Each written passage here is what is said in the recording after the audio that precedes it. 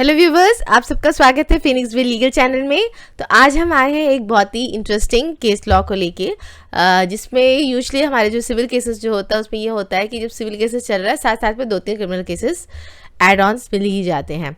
तो ऐसी स्थिति में क्या किया जाए, उसके लिए ये जो केस लॉज पे जो बताने वाली बहुत ही हेल्पफुल होने वाला है। तो यहाँ जो केस लॉज की बात हो रही है, सुप्रीम कोर्ट का एक जजमेंट है जिसमें बहुत क्लियरली बोला गया है कि अगर आपका सिविल रेमेडी है आपके पास में और ऑलरेडी एक सिविल केस चल रहा है तो उस चीज़ पे आप क्रिमिनल केसेस नहीं कर सकते हैं। तो जानेंगे इस इंपॉर्टेंट जजमेंट को, जो आप अपने केस अगर आपका चल रहा है तो उसको यूज़ भी कर सकते हैं। तो स्टार्ट करते हैं वीडियो को। लेकिन पहले अगर आपको मेरे लीगल एडवाइस चाहिए, कंसल्टेशन चाहिए, तो डिस्क्रिप्शन बॉक्स में नंबर दिया गया है, आप जाके अपॉइंटमेंट ले सकते हैं। तो चलिए वीडियो को स्टार्ट करते हैं। जो केस नंबर है, जो कॉज टाइटल है, वो ये है criminal appellate jurisdiction, criminal appeal number of जो अराइजिंग आउट ऑफ SLP जो है वो 5866 ऑफ 2022 है। ये इसका जो 5866 है ये इसका नंबर है केस। पार्टी का नाम है Usha Chakraborty and another's versus state of West Bengal and others. Remember, ये क्रिमिनल अपील था। ये जो एप्लीकेशन जो आई थी हाई कोर्ट से सुप्रीम कोर्ट में आई थी अंडर सेक्शन 482 ऑफ CRPC के तहत में आई थी। 482 CRPC क्या होता है? कोई भी FIR को क्वश अगर हमें करवाना है, कोई FIR को ख़त्म कराना है, तो उसके लिए हमें हाई कोर्ट में 482 CRPC का एप्लीकेशन डालना पड़ता है। और अगर वहाँ से रिजेक्ट हो जाता है तो फिर हम सुप्रीम कोर्ट में आते हैं, और ये सुप्रीम कोर्ट में आया था।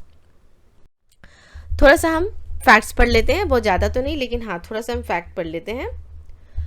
The appellant had approached the High Court under Section 482 CRPC seeking quashment of FIR number 189 2070 under Section 323, 384, 406, 423, 467, 468, 420 and 120B of Indian Penal Code, raising various grounds।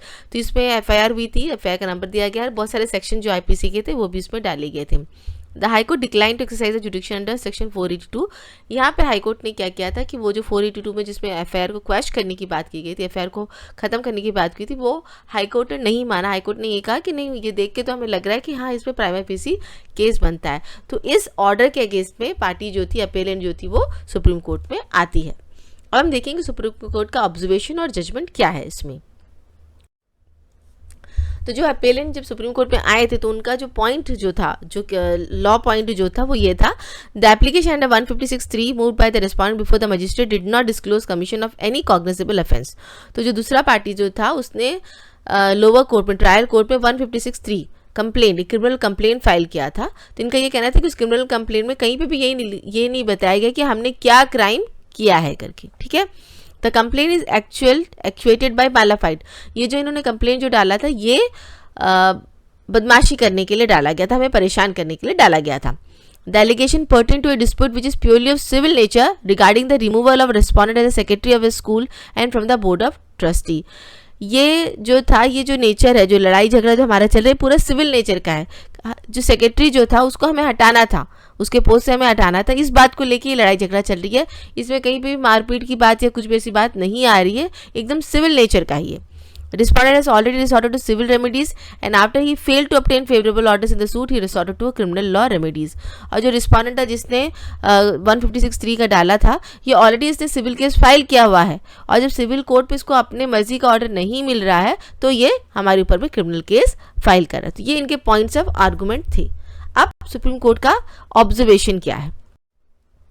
तो सुप्रीम कोर्ट का जो ऑब्जर्वेशन आया वो इस तरह है, there can not be any doubt with respect to the position that in order to cause registration of an FIR and consequential investigation based on the same, the petition file under section 156(3 CRPC must satisfy the essential ingredients to attract the alleged offence.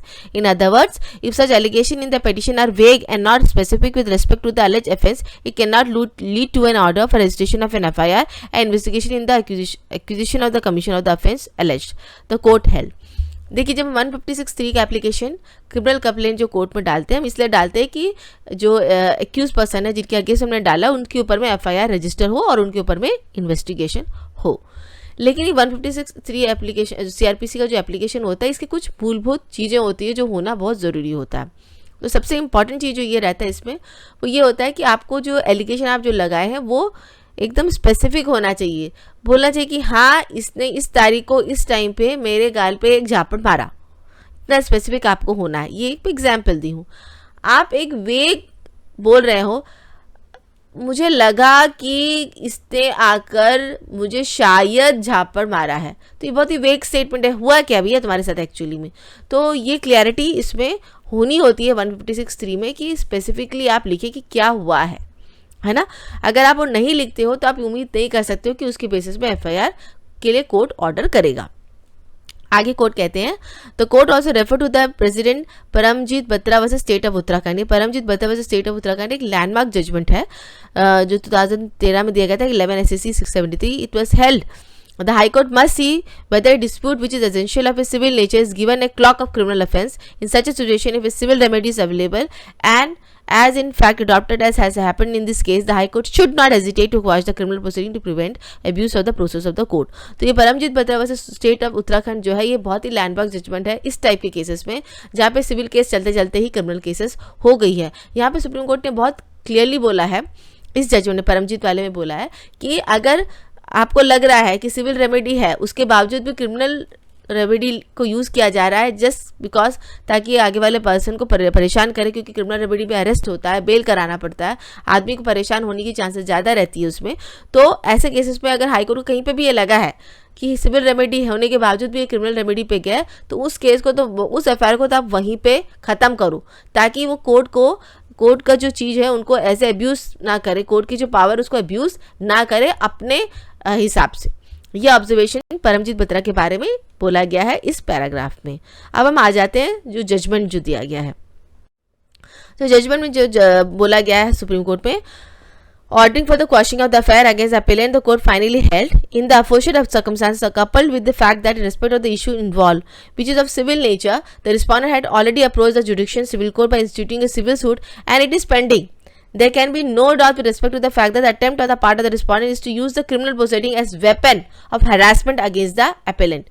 बहुत clearly इसमें जज ने बोला judgement में कि इस case में already civil case pending है, आपने जानबूझ के उनके ऊपर में क्रिमिनल केस आप डाल रहे हो ताकि आप उसको एज ए हथियार यूज़ करो, उनको हरेसमेंट करने का आप एज ए हथियार यूज़ करो और आप कोर्ट का भी उसको यूज़ कर रहे हो उस अपने उस जो मानसिकता हरासमेंट करने में, उसमें आप कोर्ट का जो प्रोसेस है उसको भी आप अब्यूज़ कर रहे हो।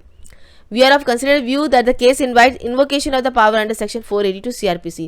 482 CRPC तभी इन्वोक होता है जब कोर्ट को लगता है कि एफआईआर गलत हुई है या ड्यू प्रोसेस ऑफ लॉ का अब्यूज प्रोसेस ऑफ लॉ हो रहा है, तभी 482 का उपयोग हो जाता है। तो कोर्ट अपना वो इन्वोक कराता है कि हाँ यहाँ पे 482 का जो CRPC है क्वेश्चनिंग अफेयर एकदम सही बनता है।